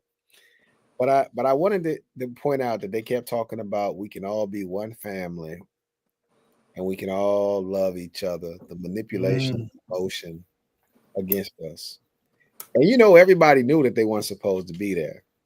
But if it was not for the coin, the idea, if they didn't have that conversation about them losing out on money, right? I want to say it was Smoke who was upset with Stack and his lady about letting folks in, and they were getting those wooden nickels. Remember? And I was thinking that play money. Well, what I was thinking plantation money. Well, I was thinking plantation money, but it was the other reminder that black money that was spent like white money spent for a lot of us. Remember that idea? And so they didn't even know what type of currency they had. And even that currency wasn't something that they could even use because it was just these gold coins from Ireland. They weren't even US mint, right? And so looking at that and thinking about how, just how in our community, how we see each other, what we have and what we don't have, and the dangers of us always trying to go outside of our community to find something that we may end up finding our death in, right? I thought that was very important. And one last piece for me too was I loved how they wove in the Asians into the culture too, because I thought that was very important. Because if you think about oppression in this country, definitely the African American has had their share, the Native American has had their share, but the Chinese, many forget, have had their share too on the West Coast. And so notice how even the Chinese were inside of the black community and they fit right on in. They weren't being discriminated against. They were welcomed in amongst us. So there is no barrier to all of these other minority groups. I know that that's how people try to make it be in our community, but we really don't have barriers. Even the girl that could pass is white. Remember what he said? We didn't want you here because we didn't want you to lose your life. Going out there to Arkansas, go find you a husband and don't be around here because you can lose your life and we'll have to come kill over you. That shows a level of compassion and care that we have in our community. And I wish that we talk more about that aspect. Black men are not always aggressors. A lot of times black men are protectors over, because the other brother didn't like the girl either. But when the twin said, me and my brother, not me by myself, me and my brother will come kill over you. I said, okay. That lets you know really the role of the black man in this society. We've always fought against the oppression of the white man. Thomas, that part again reminded me of my upbringing, because if you came for one, you had to come for all. Right. And if now we actually believed in fair fighting. If you lost in a fair fight, you just lost in a shoot fair a fair fight. one. Right. But if it wasn't a fair fight and you heard that person say, I'm going to tell my big brother, or sometimes big sis, or my cousin, best believe that next day they were coming to that school to exact vengeance. I'm not saying that that's the right. Well, actually, I do think it's the right thing. Because going back with the black white woman, is one of the things that we miss today is when our women are out there, doing their own thing because they can, there's still a level of physicality that they don't have. And other people know that, men know that, boys know that, and they abuse them because there's no threat of retribution. Now you let there be a threat of retribution, all of a sudden the boy is going to treat the girl a little differently because he don't want to have to deal with that smoke that might be coming out of that stack. Yeah. So I think that 5 that's minutes left. important. I think that was, for me, that was an important takeaway. Again, it was about family more so than anything to me. 5 minutes left in the show. Well, fellas, you all know that should have been a whole show in itself. He did layer it quite well, and I was quite impressed by the cinematography. Him handing himself a cigarette is quite possibly some of the best I've ever seen. There's How always about killing the snake? Remember that scene? because of course I have to go back. Hey, somebody showed me a bootleg place When he where you do can it, get it truck up, online. When they Yeah, took the tarp how up they on the truck, worked in sync. Even one pulled out a knife, but the other one actually wound up caught taking it. the knife and killing the snake. And what about the symbology of the snake? So perhaps that's a show for our future, the summertime. I am on wind down. I really appreciate all that I learned here today. Um, we can talk off if you want to talk about the little boy whose grade I'm gonna have to change in the system so that he can go to the 7th grade. We can talk about that if you want to. Other than that, I hope y'all are going to enjoy our new holiday that's coming up soon, Juneteenth. Juneteenth is our new holiday that we just gave. If it happens, Oh no, it happens. It happens because we make it happen. So I don't know if you are into buying Chinese fireworks. Now's a good time to buy them. If you are into planning for family, please send out the notifications now so they can know that your town or your city or your family is the hub.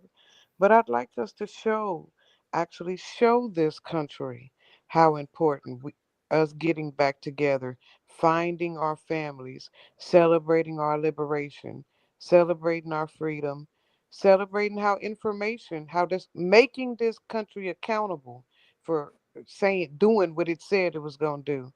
That is worth a holiday. So wherever you are, Thomas, leading charge somewhere. Lead, what you up to, Juneteenth? I'm not sure yet. Mr. Rodney, Juneteenth? I will be going to multiple events here and maybe speaking at others. And I will be taking whatever we got in Kansas City. Hopefully they haven't reduced it to rhythm and ribs again. So we will be enjoying ourselves for Juneteenth. Please get it together. If nothing else, Mr. Barry, I want to see what Minnesota does for Juneteenth. 2 Minnesota, minutes left. Minnesota has been celebrating Juneteenth before the rest of the country got on board. That's just the facts. We're gonna continue to do it. We've been doing it, and they ain't new to us. It didn't start because of George Floyd. We don't need Donald Trump to give us permission. We don't need the holiday. We do it like clockwork. We're part of the original Juneteenth, and we're having a reconciliation dinner the Thursday before to ensure that the Black leadership in the Twin Cities stop fighting amongst each other in public and learn how to disagree without being disagreeable, and map out a forgiveness every Juneteenth amongst each other, because we have to learn how to act accordingly. 1 minute left. Go ahead, Rodney. What you got? Man, hey, it said 5 different groups. If you put an African American and a Haitian side by side until they open their mouth, you cannot tell a difference. They're coming after us. You better recognize that this is all a smoke screen. Prepare Cubans yourself. too. Prepare yourself. They're coming after us. Get your food, get your guns, get your bullets, and understand the Constitution and the law. It may not save you, but maybe you can go down fighting. That's what's up. Look, you all. Thank you all for holding it down. Thank you, Thomas, for starting. Again, rough week. As I said, I was in the hospital earlier in the week, and then flying up here this yesterday to only pop up God only awfully early this daggone morning to make that drive down there for the graduation, then drive back. But we got through it. Thank you very much. Thank you everyone who listened and watched live or later. Next week, Capital Jazz Fest. So somebody be piloting as well because I won't be able to. I'll be running around trying to get that established. But I'm working with a guest to come on this month because it's Black Music Month. I'm sorry, next month, which starts tomorrow. Thank you all for showing up this morning. Please, Rodney, don't hang up. As we always say about this time, we love you and a damn thing you can do about it. Until next week, family. Peace. What's up, Brother Barry?